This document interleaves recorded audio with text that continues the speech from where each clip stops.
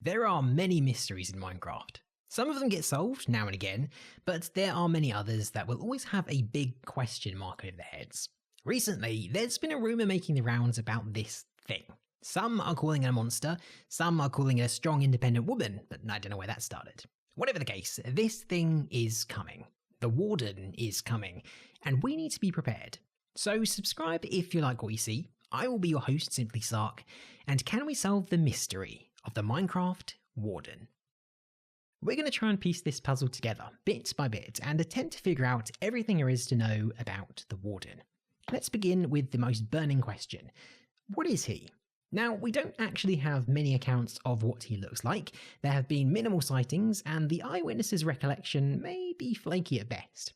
If we ever manage to capture a live specimen, we may learn he actually looks quite different from our understanding of him so far. But we do have some images and footage of what he supposedly looks like, per the witness's story. The Warden is described as being 4 Minecraft blocks tall.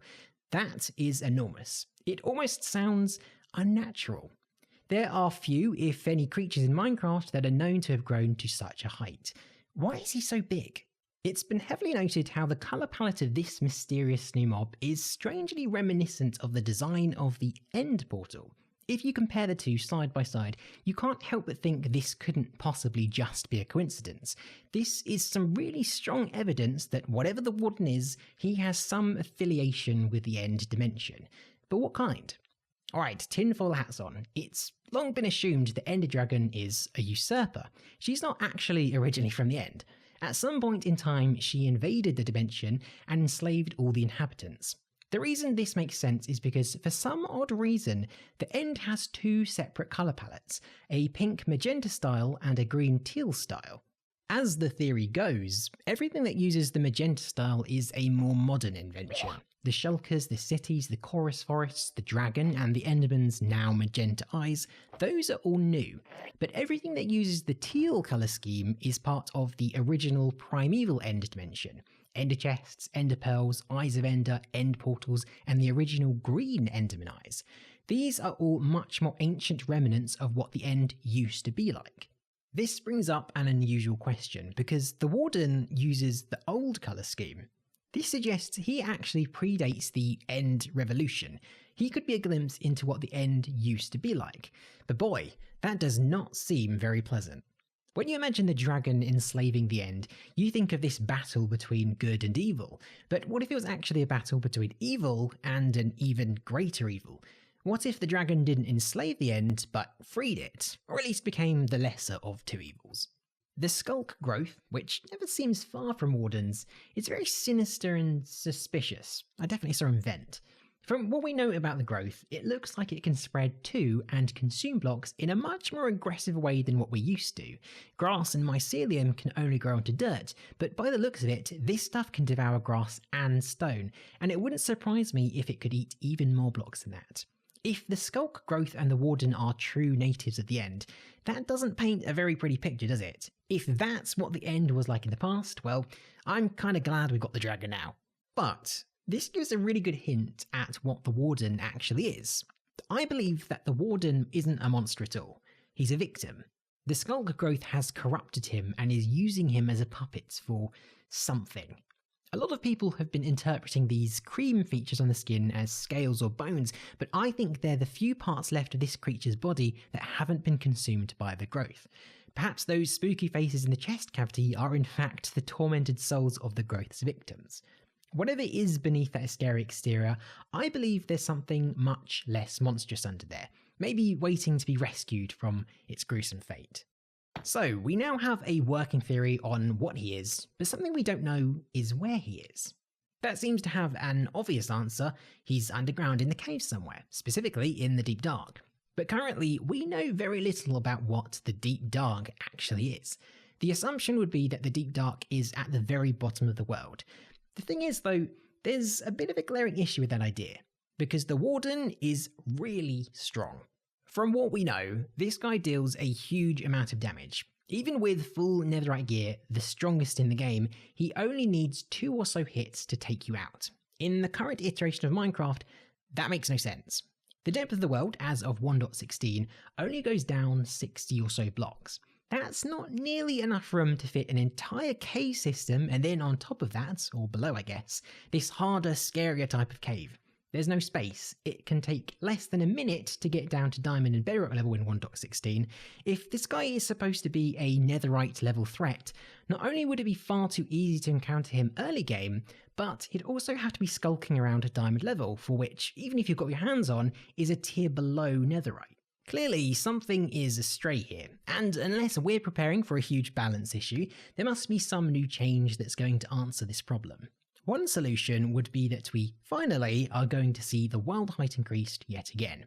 If the world doubled from 256 to 512, that would give us an enormous amount of space to play with.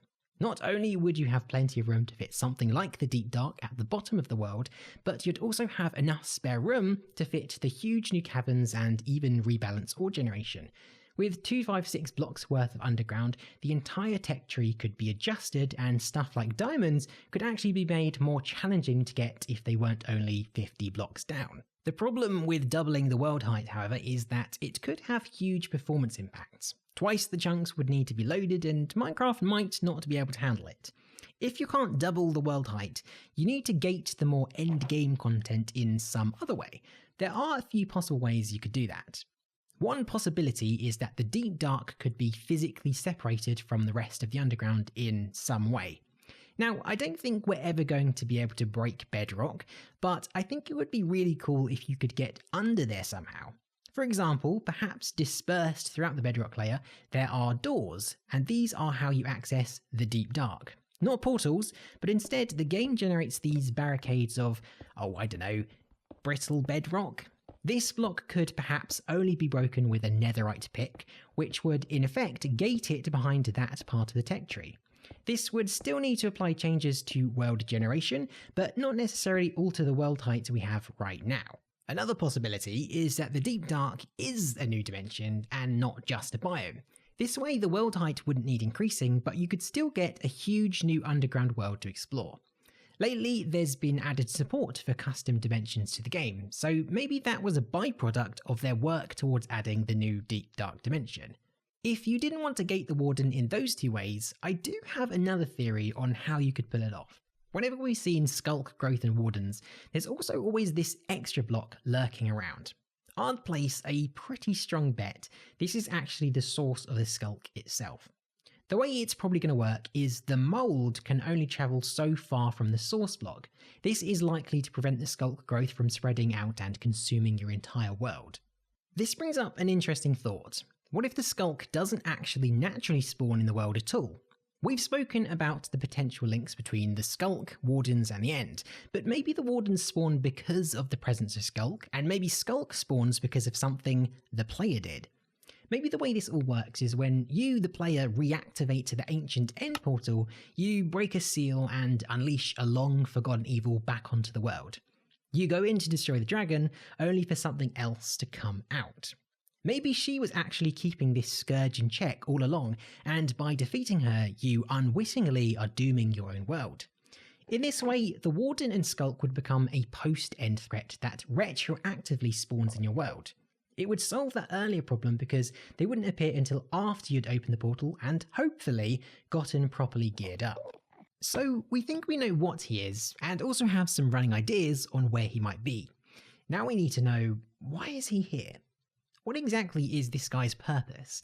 And what I'm really curious about, why is he called a Warden?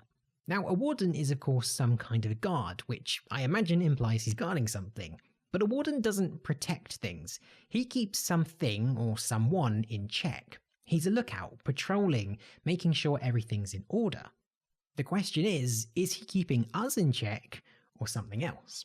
Perhaps, somehow, we the player are going to find ourselves trapped in the Deep Dark, and the Warden patrols the dark caverns to ensure we don't escape back to safety. We are his prisoner. Alternatively, the Warden is making sure something else doesn't escape. So I can't predict what that will be, but I have two ideas on what it might be.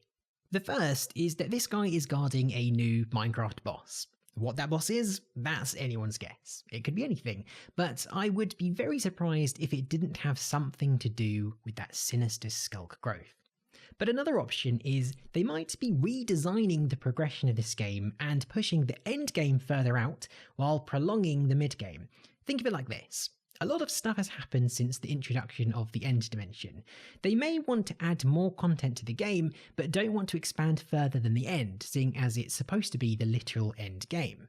Take netherite. A lot of people would actually end up getting netherite before they tackle the dragon in the cities, but then once you get there, the rewards might start feeling weaker than what you already have. So perhaps what the Warden is guarding is the end portal. Maybe the plan here is to make the game before the end longer to free up space for new challenges and content like the Deep Dark. This could mean we see a revamp of the strongholds and how they work to make getting to the end dimension more difficult than it currently is. That could mean the end itself is going to get juiced up at some point, but the problem here is there's a lot of stuff we just don't know. Some of these questions will eventually be answered, while others will perhaps always remain unknown.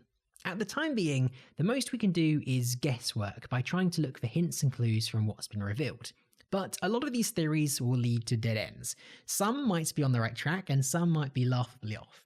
But it'll certainly be interesting to see where things actually end up going. What are your theories on what things like the Warden, Sculk Growth and the Deep Dark are? What do you think is in store for the game? And if you're from the future, how close or far off was I? I'd love to know. But either way, that's all the theorizing we have time for today. Let's see how it all turns out.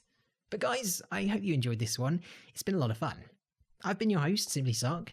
Watch out for that Warden, and I will catch you in the next one.